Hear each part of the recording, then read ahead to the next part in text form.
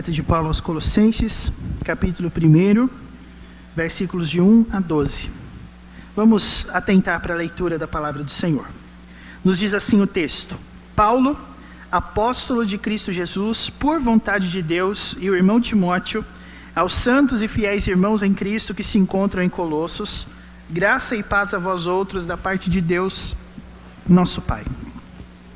Damos sempre graças a Deus, Pai de nosso Senhor Jesus Cristo, quando oramos por vós. Desde que ouvimos da vossa fé em Cristo Jesus e do amor que tendes para com todos os santos, por causa da esperança que vos está preservada nos céus, da qual antes ouvistes pela palavra da verdade do Evangelho, que chegou até vós, como também em todo o mundo está produzindo fruto e crescendo. Tal acontece entre vós desde o dia em que ouvistes e entendestes a graça de Deus na verdade. Segundo fostes instruídos por Epáfras, nosso amado conservo, e quanto a vós outros, fiel ministro de Cristo, o qual também nos relatou do vosso amor no Espírito.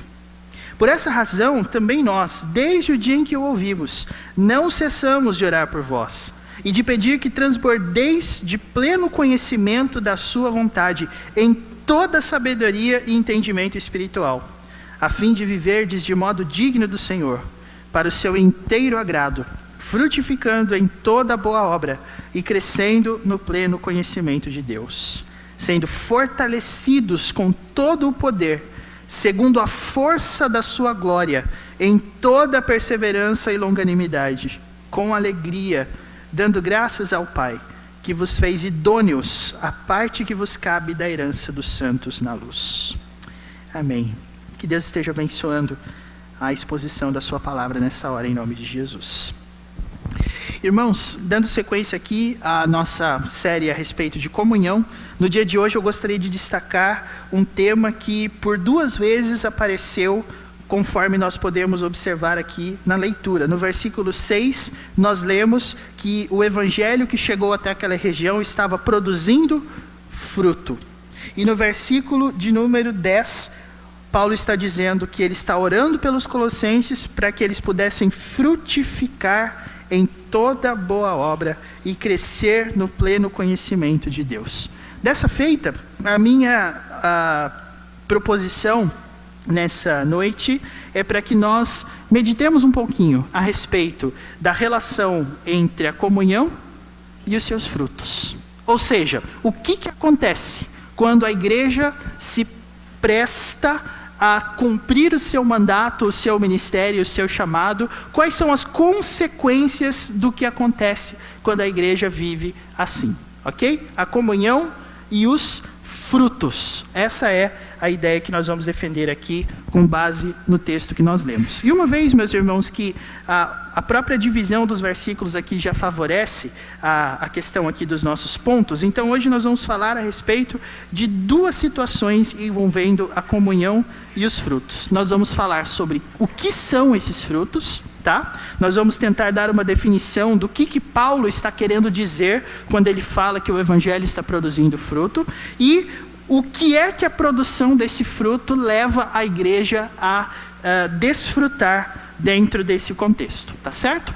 Nós vamos falar sobre quais são esses frutos e depois o que a igreja desfruta quando ela vive essa realidade. Pois bem, a carta de Paulo aos Colossenses, irmãos, é uma carta única no Novo Testamento por causa de uma situação. Paulo, quando escreveu essa carta, estava escrevendo a uma igreja que ele não tinha fundado, que ele não tinha iniciado. Nós lemos isso a partir do versículo 7 do capítulo 1. Paulo diz claramente que a ideia da pregação do evangelho chegou até aquele lugar por causa de um homem chamado Epáfras. E só existem 3 citações no Novo Testamento sobre esse homem. 2 delas estão aqui.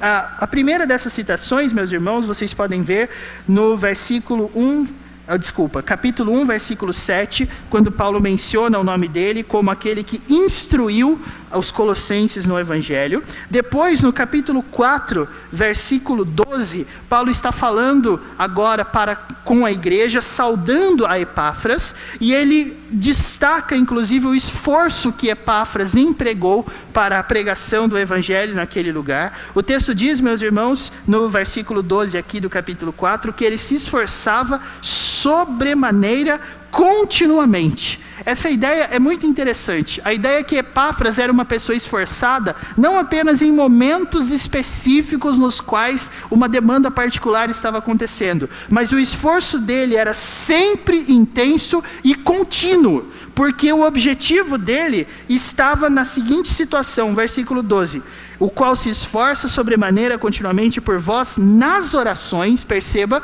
ele era um homem que orava, e a oração dele era para que os colossenses fossem conservados perfeitos e plenamente convictos em toda a vontade de Deus. Interessante essa oração de Epáfras, depois a gente volta nela. A terceira e última citação de Epáfras, meus irmãos, está na carta que Paulo escreve a Filemon. Nós lemos no versículo 23, uma vez que a carta a Filemon só tem um capítulo, no versículo 23, o texto está dizendo: saúdam-te, Epáfras, prisioneiro comigo em Cristo Jesus. Epáfras, então, era alguém que por causa de Paulo também por causa do Evangelho, como Paulo, também se encontrava preso pelas consequências da pregação do Evangelho. E isso, meus irmãos, é bastante curioso, porque mesmo que Paulo soubesse que ele não tinha afetado diretamente o povo de Colossos, ele sabia que o povo de Colossos estava desfrutando as consequências do verdadeiro Evangelho. Paulo, então, escreve uma carta diferente aos Colossenses. Paulo escreve uma carta na qual ele reforça princípios que eles devem continuar praticando, porque ele tem certeza que aqueles irmãos estão vivendo nessa prática. Isso é bastante interessante, porque o apóstolo Paulo, uma vez que era um missionário, um pregador do Evangelho, que passava por cidades, que construía igrejas e que tinha passado problemas e dificuldades por causa disso, agora estava escrevendo para uma igreja que ele não tinha se envolvido na sua criação e na sua edificação. Então, os frutos que aquela igreja estava experimentando não eram frutos em especial da pregação dele, mas eram frutos da pregação do Evangelho por meio de outra pessoa. Então, a carta aos Colossenses é a única no Novo Testamento, irmãos, porque aqui Paulo está fazendo um parecer sobre um trabalho que ele não plantou. E eu quero que você tenha isso em mente por uma razão. Como é o julgamento que nós fazemos de coisas que não fomos nós que plantamos, ou idealizamos, ou construímos? Como nós, com que critérios nós julgamos e avaliamos as coisas que não passaram pelas nossas mãos? Se você é como eu acredito que você é muito mais rigoroso, você é muito mais severo, você é muito mais exigente quando você está avaliando o que o outro fez. Não é assim? Se você é como eu, você vai olhar para as coisas que você não fez com um olhar muito mais minucioso. Tem coisas que a gente olha quando nós fazemos e pensamos, não deu para fazer melhor porque talvez não tivéssemos tempo ou qualquer outro motivo. Mas quando você está envolvido com outra coisa, que você está ali participando, que você está ali vendo, observando, até o dedinho você passa para ver se está limpo ou se está sujo. Eu acredito que isso deve, meus irmãos, estar nas nossas mentes, porque o apóstolo Paulo tem uma visão muito positiva, não somente de Epáfras, como também da igreja dos Colossenses. Eu quero que os irmãos percebam, nos primeiros 2 versículos da carta, como é que Paulo se apresenta e como é que ele se dirige àqueles irmãos. O versículo 1 diz assim: Paulo, apóstolo de Cristo Jesus, por vontade de Deus, e o irmão Timóteo. Veja que Paulo não faz uma defesa do seu apostolado, como ele fez em outros documentos do Novo Testamento. Paulo não está preocupado em provar que ele é um apóstolo, como ele estava, por exemplo, preocupado com isso nas cartas que ele escreve aos Coríntios, mas ele simplesmente se declara como alguém que pela vontade de Deus foi chamado para ser um apóstolo. E ele fala daqueles irmãos, no versículo 2, assim, que eles eram santos e eles eram fiéis. Veja, irmãos, aos santos e fiéis irmãos em Cristo que se encontram em Colossos. Graça e paz a vós outros, da parte de Deus, nosso Pai. Então aquela era uma igreja que, juntamente com a igreja dos Filipenses, nós podemos perceber que Paulo dirige palavras afetuosas. Paulo está falando de um povo que ele gostava, que ele apreciava. Mas, diferente de Filipos, onde Paulo passou e teve, inclusive, eventos no seu ministério que são bastante notáveis, como, por exemplo, quando ele ficou preso, e aí ele começou a cantar, e as cadeias se romperam. Tudo isso ele passou em Filipos. Em Colossos, Paulo não teve esse tipo de experiência. Paulo não vivenciou nada especial naquela localidade, porque essa localidade estava sob Epáfras. Mesmo assim, ele tem uma opinião positiva sobre aquela igreja. Por isso, irmãos, levem isso em conta. Como Paulo avalia o trabalho alheio? Paulo avaliou esse trabalho por meio dos frutos. E eu acredito que ele fez isso não só porque ele estava avaliando um trabalho que ele não plantou, mas porque ele sabia que o evangelho está presente onde existem determinadas coisas acontecendo. Independente de quem seja o pregador, de quem seja o ministro, ou de quem sejam os líderes, a pregação do evangelho deve obrigatoriamente trazer alguns elementos consigo. E é justamente sobre isso que nós queremos falar primeiro. O que Paulo percebeu naquela igreja que poderia caracterizá-la sem dificuldade como uma igreja na qual o Senhor Jesus estava presente e o evangelho tinha sido pregado. Nós percebemos aqui, meus irmãos, no versículo 6, que Paulo reconhecia que não era só lá, mas por todo o mundo o evangelho estava produzindo fruto e crescendo. E eu peço aos irmãos que atentem especialmente para essas duas expressões do versículo 6. Produzir fruto e crescer. Paulo sabia que isso estava acontecendo lá, porque ele diz no versículo 6, como também em todo mundo está produzindo fruto e crescendo, tal acontece entre vós. Paulo sabia que aquilo estava acontecendo lá, mas existe algo que eu e você não podemos concluir, que produzir fruto é necessariamente crescer numericamente. Há um crescimento, é claro que há, mas esse crescimento não é necessariamente um crescimento numérico, meus irmãos. Nós sabemos disso porque depois Paulo vai qualificar o crescimento no versículo 10.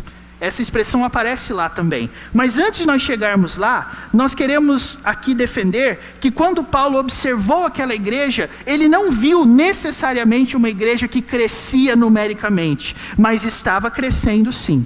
O que é que estava crescendo ali? O versículo de número 4, meus irmãos, e 5, tem 3 palavras que vão nos ajudar a entender o que é que Paulo percebeu naquela igreja. O versículo 4 fala a respeito de fé, fala a respeito de amor e fala a respeito de esperança. Fé, amor e esperança.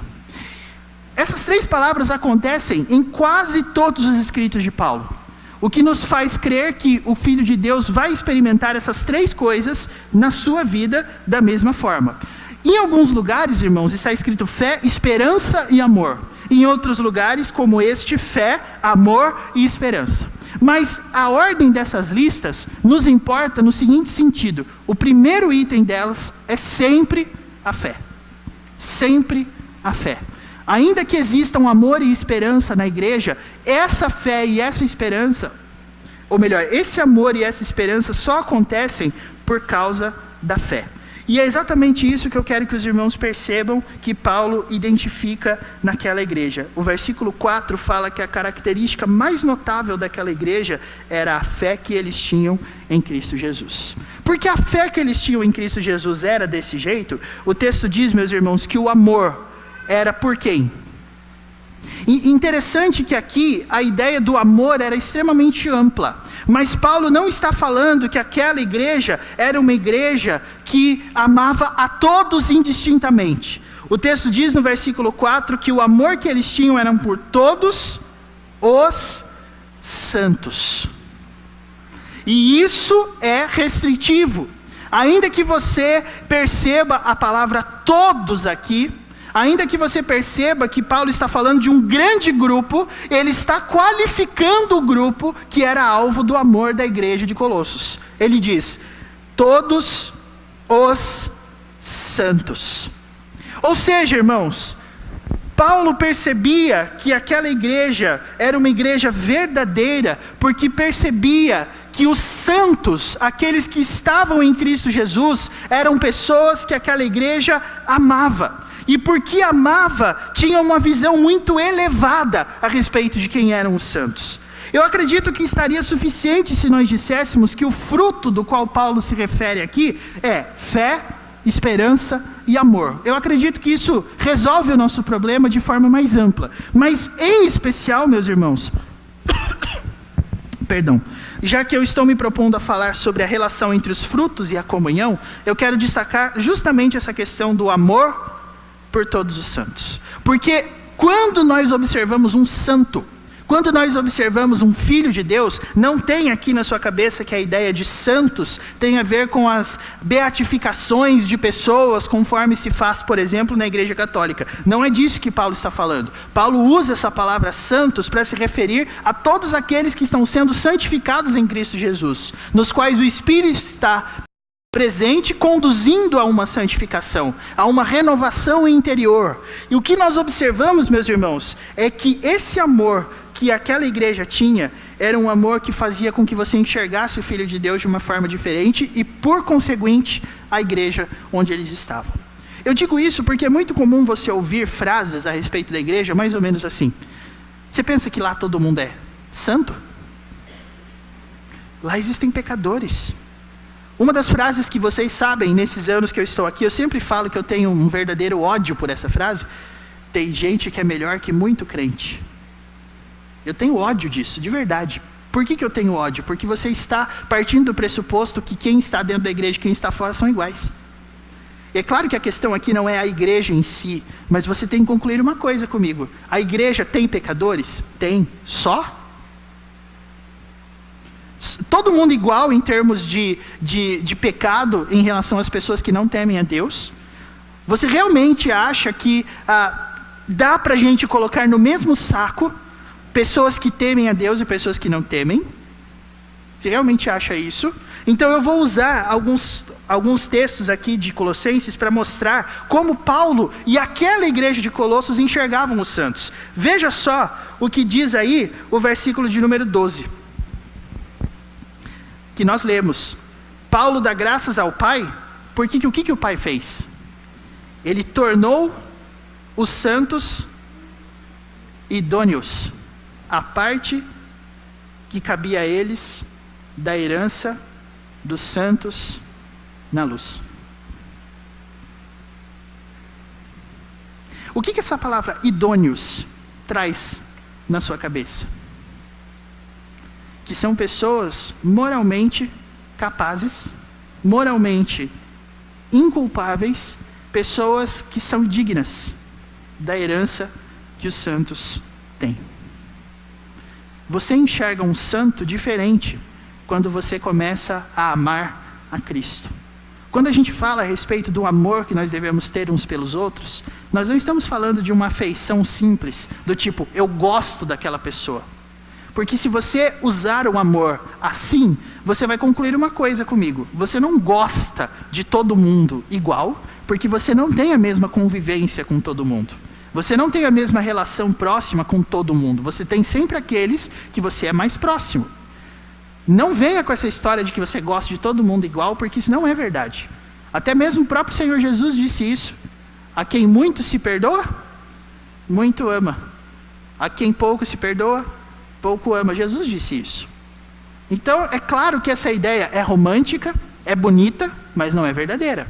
Nós não gostamos de todo mundo igual. Mas não é disso que o texto está falando, meus irmãos. O texto não está falando de gostar. O texto está falando de enxergar. O texto está falando de que ideia, que contexto vem à sua cabeça quando você enxerga uma pessoa que teme a Deus. A primeira coisa, os santos têm uma herança. E essas pessoas aqui são dignas dessa herança. Porque Deus as fez idôneas. Eu não estou dizendo aqui que você tem que olhar para o santo como alguém que merece as bênçãos de Deus. Não. Não é isso que eu estou dizendo. E não é isso que Paulo disse. Paulo disse no versículo 12 que se nós temos essa herança é porque o Pai nos fez idôneos para essa herança. Ou seja, se o santo tem à sua espera um novo céu e uma nova terra, ele foi colocado lá porque Deus o fez assim. E eu quero que você, apenas com esse dado, já olhe para a sua visão a respeito de quem é o Filho de Deus.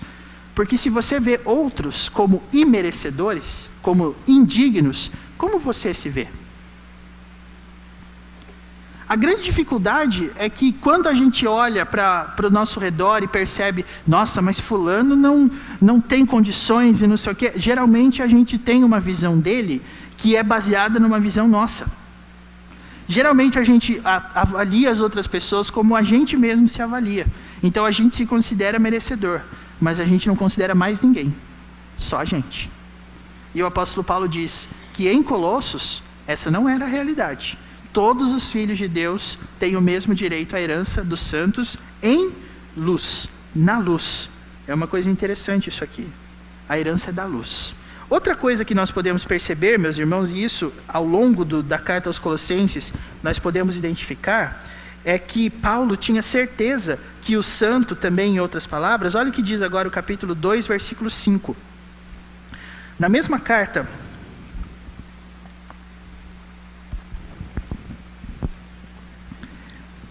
capítulo 2, versículo 5, Paulo diz assim: pois embora ausente quanto ao corpo, contudo em espírito estou convosco, alegrando-me e verificando a vossa boa ordem e a firmeza da vossa fé em Cristo. Irmãos, o amor uns pelos outros faz a gente trabalhar para isso. Se você está percebendo uma pessoa fraquejando na fé, isso obviamente tem elementos que são característicos dela? Tem, mas isso também demonstra que a igreja não está olhando para o redor. A igreja está olhando só para baixo. A igreja está olhando só para um lado. Paulo sabe que a responsabilidade de produzir frutos é de todos os santos e que todos os santos fazem isso, porque dentro da igreja existe uma atmosfera que favorece a manifestação do evangelho. Nós não estamos olhando para o nosso redor, como Paulo escreveu aos Gálatas, no texto que nós vimos na semana passada, como se nós quiséssemos nos morder e devorar uns aos outros. Nós estamos criando uma atmosfera na qual o erro é repreendido com brandura, onde as pessoas são corrigidas com base na palavra, para que todos possam crescer, para que todos possam se desenvolver na fé. E a igreja de Colossos, pelo que nós percebemos aqui, era uma igreja que conseguia fazer isso. A igreja crescia, a igreja tinha fé, a igreja tinha esperança, a igreja tinha amor, porque esse era o objetivo de Epáfras e de qualquer pessoa que lidera um grupo. Nós não estamos aqui buscando quem é o melhor. Nós estamos todos querendo crescer e nos aperfeiçoar. E irmãos, uma vez que o amor de Deus é a melhor coisa que explica todas as relações humanas, o que eu quero dizer com isso? Como que, por exemplo, o marido precisa amar a esposa? Como Cristo amou a igreja. Então nós não estamos falando de coisas diferentes, nós estamos falando da mesma coisa. Por que hoje a gente tem tantas dificuldades, por exemplo, na questão do casamento? Porque ambos estão envolvidos num processo de cura mútua, de ajuda mútua ou de rivalidade, para saber quem faz mais, quem faz menos e quem não faz nada. Como nós observamos os cônjuges que estão aqui ao nosso redor? Como você olha para a pessoa que Deus colocou para viver ao seu lado? Como um estorvo no seu pé? Ou como uma forma de crescimento na fé? No sentido de que ela te ajuda e você a ajuda. A gente tem muito costume de olhar as nossas relações humanas como se fosse uma relação de dever. A pessoa faz isso, ótimo, estamos juntos. A pessoa deixa de fazer, não quero mais.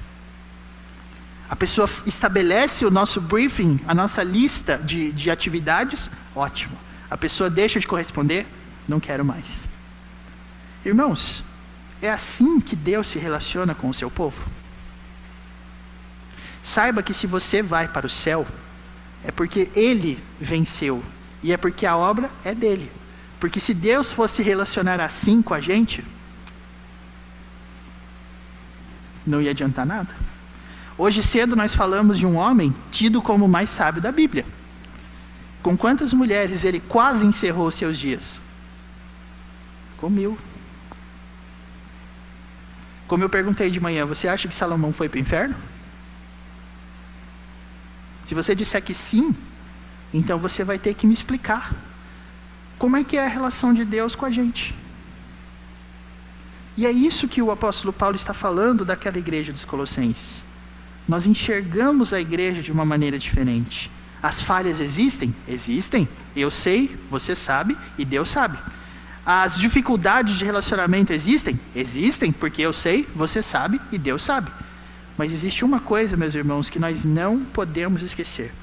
O fruto que o Evangelho produz é o que faz com que nós olhemos para os santos como Deus os vê. Você precisa aprender a olhar para os filhos de Deus como Deus te vê. Se você olhar apenas circunstancialmente, se você olhar apenas para o que você vê agora, você vai se desanimar. Mas como você é pecador, como eu sou pecador, até esse desânimo é hipócrita. Sabe por quê? Porque quando você avalia o geral, você se decepciona com a geral. E quando você se autoavalia? Você se decepciona também? É por isso que eu digo que nós somos pecadores com base na Bíblia. Porque o pecado faz isso, o pecado distorce. O pecado inverte os papéis. Quando eu sou o avaliador, eu estou acima e todos estão abaixo. Então, as leis que eu aplico para os outros não necessariamente se aplicam para mim. E foi isso que Jesus disse sobre os fariseus. Irmãos, em dado momento Jesus disse no Evangelho de Mateus o seguinte: vocês colocam, fariseus, vocês colocam fardos pesadíssimos sobre os outros, mas nem com um dedo sequer vocês o movem. Isso significa que quando os fariseus tinham que usar todo o rigor da lei para dizer que alguma coisa estava errada, eles faziam isso com todo o vigor. Mas quando eles tinham que avaliar a si mesmos, aí o rigor desaparecia. É como se não existisse lei. E é isso, meus irmãos, que o apóstolo Paulo está ensinando. Você e eu aprendemos a enxergar os santos, a amar os santos, porque Deus está dando para a gente uma pequena visão de como Ele nos enxerga. E se você quiser ter uma ideia de como Deus nos enxerga, vá comigo, por favor, para a carta aos Romanos. Carta aos Romanos, capítulo 8. Quando a gente fala Romanos 8, as pessoas já pensam, ai, que lindo, porque é lindo mesmo, né? Todo esse capítulo é maravilhoso.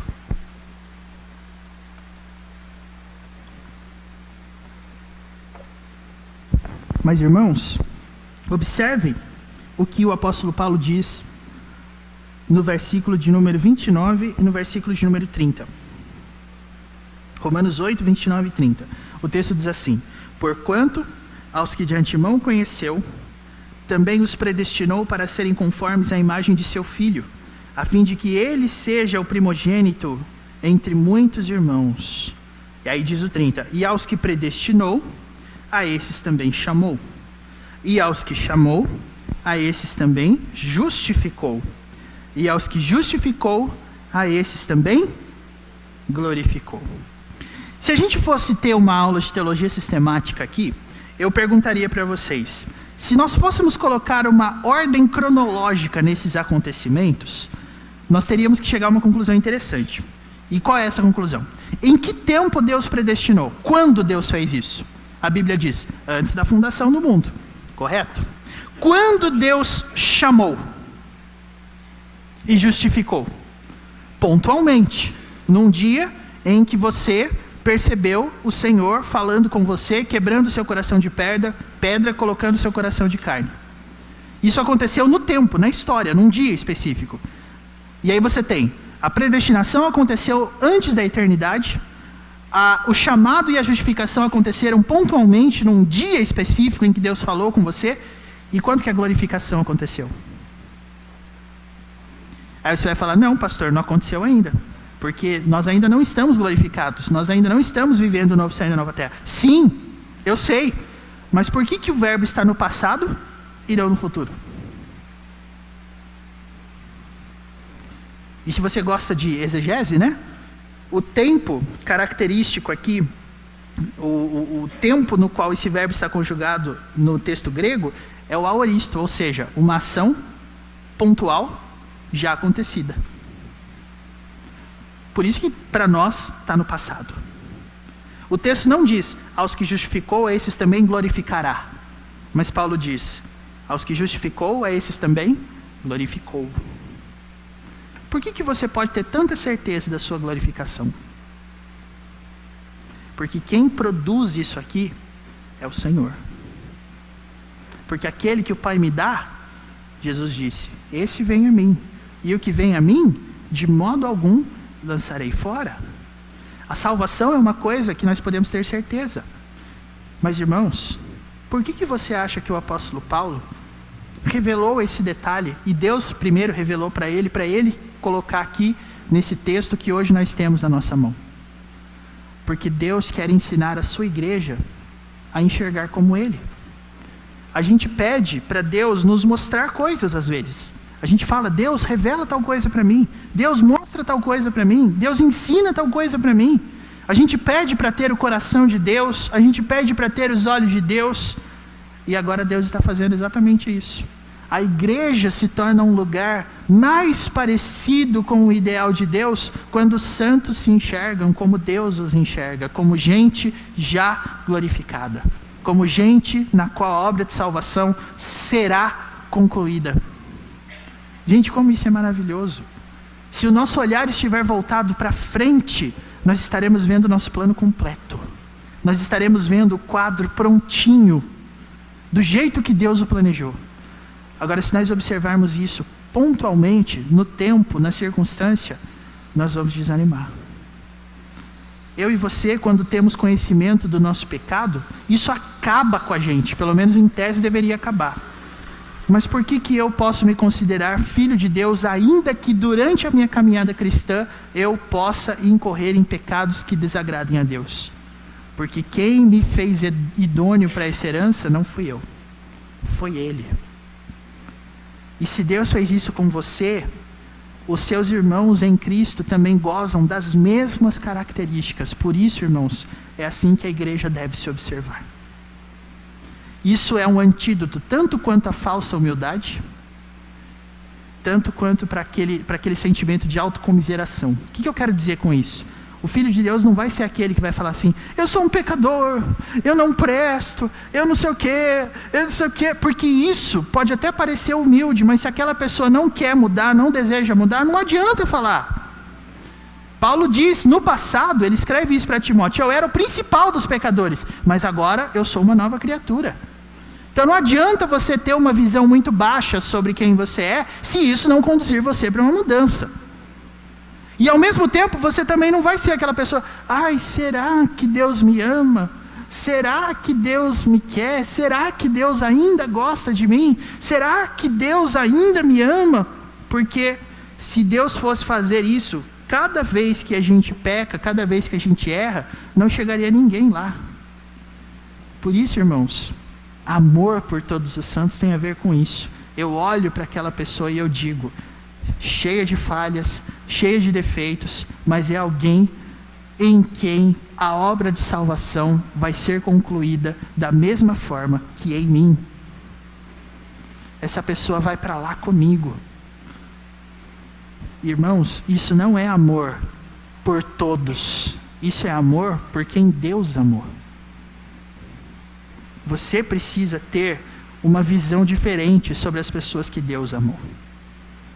E é isso que aquela igreja aprendeu com Epáfras e não com Paulo. Quando eu leio essas coisas, eu fico tão feliz, irmãos, porque eu não sou o apóstolo Paulo. Eu não sou Augusto Nicodemos. Eu não sou John Piper. Eu não sou nenhum desses caras que eu admiro. Mas se eu for um ministro da palavra fiel, assim como Epáfras foi, é isso que a igreja dele vai ser. Porque quem está agindo é Deus. E é isso que me faz feliz, irmãos. Porque aqui nós não estamos falando de alguém que está ensinando a igreja tendo as mesmas características intelectuais que o apóstolo Paulo tinha. Nós não estamos falando de um homem que tinha toda a notabilidade que o apóstolo Paulo tinha, mas nós estamos falando de um homem fiel. É isso que diz o versículo 7. Epáfras, Paulo chama de amado conservo, e quanto a vós outros, fiel ministro de Cristo.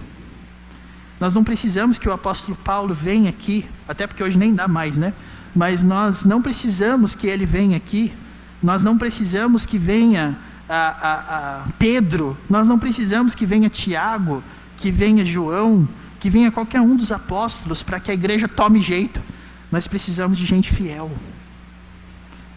Irmãos, isso para mim é maravilhoso, porque você pode vivenciar esses efeitos na sua vida e na sua igreja se você for fiel. Você pode, e mais do que você pode, você vai. Porque essa é a promessa do Evangelho. Não é só uma questão de pode, possibilidade, é uma questão de convicção.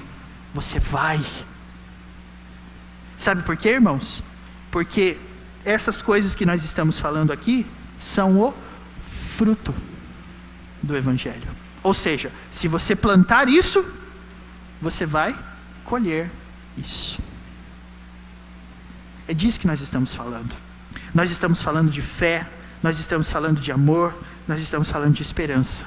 Mas sobretudo, meus irmãos, o que Paulo enxergava naquela igreja era uma igreja que via os santos como Deus os vê, com os olhos de Deus.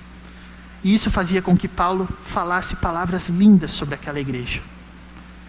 É por isso que se você for uma pessoa que é transformada pelo Evangelho, você nunca vai olhar para a igreja e dizer assim: lá só tem gente que não presta.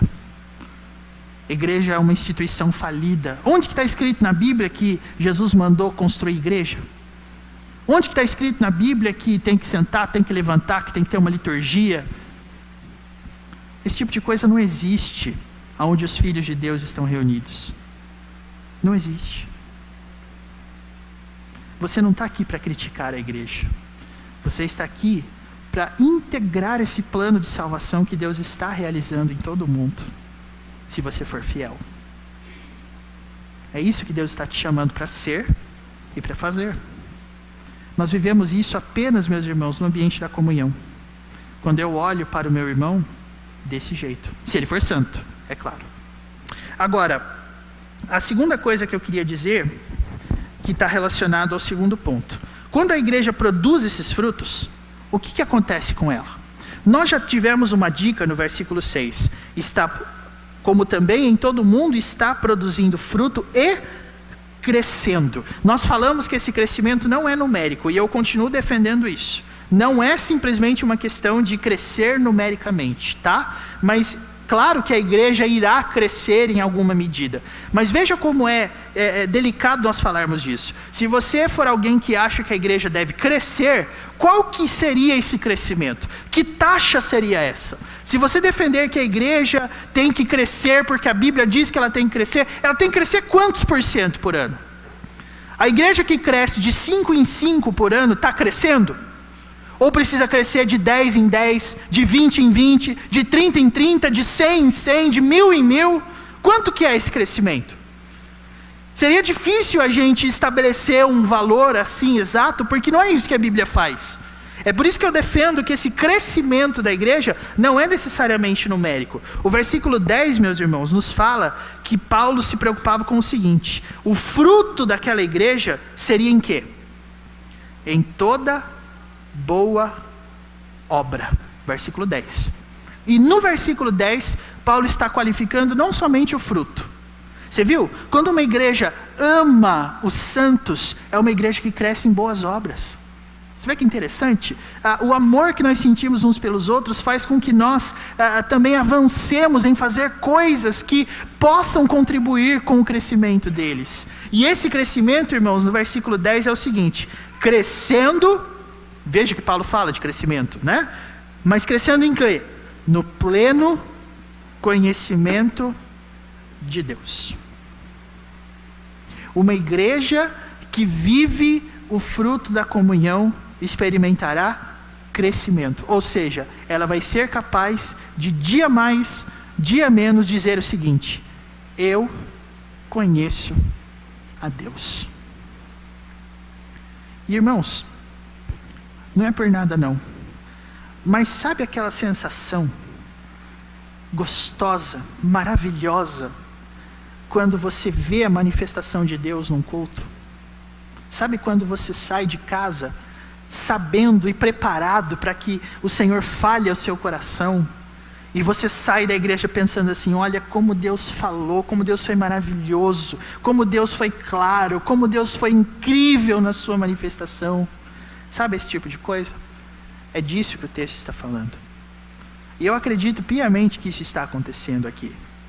Mas mais do que isso, eu acredito, irmãos, que para que nós possamos crescer no conhecimento de Deus, nós também temos algumas outras coisas importantes. O versículo 11 fala assim, que nós devemos ser fortalecidos com todo o poder. Você percebeu a ideia? Conhecimento de Deus não é uma coisa que destaca uns em detrimento de outros, até por causa do seguinte: de acordo com os ditames bíblicos, se você é alguém que se destaca no conhecimento de Deus, então você vai ser um presbítero. Então você vai ensinar a igreja para que ela cresça junto com você. Então você vai contribuir com o seu vasto conhecimento para que os seus irmãos, os santos que existem perto de você, sejam mais santos ainda. Mas mais do que isso, irmãos, a ideia de fortalecimento no versículo 11, para mim, evoca muito o contexto de ajuda mútua. Porque é assim que a gente faz. A gente se fortalece uns aos outros, com todo o poder. Deus deu o poder para você, não para você ficar sozinho, mas para você ajudar outros, pegar na mão de outros. Certo? E finalmente no versículo 12, dando graças ao Pai. Uma igreja forte, uma igreja que vive em comunhão, vai se tornar uma igreja mais grata. Vai se tornar uma igreja que agradece mais a Deus, que vai falar: eu te agradeço, Senhor. Eu te louvo, Senhor, em todo tempo, em toda hora, porque eu reconheço a Tua mão, eu identifico a Tua mão, eu posso enxergar o que o Senhor está fazendo. E como a gente não tem muito tempo para discorrer individualmente sobre essas coisas, me permita fechar sintetizando o que nós ouvimos da seguinte forma: qual é a relação exata entre a comunhão e os seus frutos? Bom, qual é o fruto? Fé, esperança e amor. Sendo que nós destacamos aqui o amor, que a igreja deve ter uns para com os outros, com os santos, não é? Segundo, o que a igreja ganha praticando e desenvolvendo esses frutos? Crescimento. Crescimento em quê? Conhecimento de Deus, fortalecimento no poder e dar graças ao Pai. É isso, meus irmãos, que nós estamos interessados em construir. Eu perguntei esses dias e eu vou perguntar de novo: você quer que a sua igreja cresça? Você quer? Então agora é necessário perguntar outra coisa: que tipo de crescimento você quer que a sua igreja tenha? Porque o apóstolo Paulo queria que a igreja crescesse em conhecimento de Deus. E sabe por que eu pergunto que se você quer que a sua igreja cresça? Porque isso não é um segredo, a palavra de Deus denuncia essas coisas. Tem pessoas que não querem que a igreja cresça. Tem pessoas que não querem que o reino de Deus avance. Tem pessoas que veem a igreja crescendo e são instrumentos do inimigo para diminuir, para afagar, para atrapalhar o crescimento. E quando o inimigo semeia o seu joio no meio do povo de Deus, o que esse pessoal faz? Como é que a gente destrói uma igreja? A gente não acaba com amor? A gente não faz com que você entre desconfiado dentro da igreja, olhando ao redor, pensando assim: esse aí, aquele lá, sei não, hein? Ó, se eu fosse você, eu ficaria atento. Não é isso, meus irmãos? Quando a igreja cresce, você percebe que existem pessoas que não querem que ela cresça. Mas felizmente para nós, a Bíblia tem uma palavra para nós a respeito disso. Paulo encerra essa carta aqui aos Colossenses, meus irmãos, no capítulo 4, que é o último capítulo, dando um conselho extremamente interessante. O versículo 6 nos fala assim: a vossa palavra seja sempre agradável, temperada com sal, para saberdes como deveis responder a cada um. Isso aqui é muito interessante. E eu sei que eu estou trazendo um conteúdo novo, e eu tenho uma tentação muito grande que quando eu trago uma coisa nova, eu tento explicar isso, mas para a gente não sair daqui muito tarde, né? Eu quero apenas dizer a vocês que o apóstolo Paulo dá essa resposta justamente porque ele sabia que em alguns momentos a gente vai ter que se explicar. Mas se é isso, então por que tal coisa? Se é esse jeito, então por que acontece tal coisa? Paulo fala para que a gente tempere as nossas palavras com sal. E por que com sal? Por que especialmente sal? O que tem a ver o sal? Taca sal na resposta e fala: o que significa isso? Ora, irmãos, quando a Bíblia fala a respeito do sal, lá em Mateus capítulo 5, o que é que Jesus diz? Vós sois o sal da terra. Ou seja, em outras palavras, que o apóstolo Paulo está dizendo assim: quando você passar por dificuldades envolvendo pessoas que querem destruir a igreja, como deve ser a sua resposta? A resposta é: seja igreja. Seja igreja. Pregue a palavra. Isso parece ser muito simplista, não? Mas não é. Sabe por quê?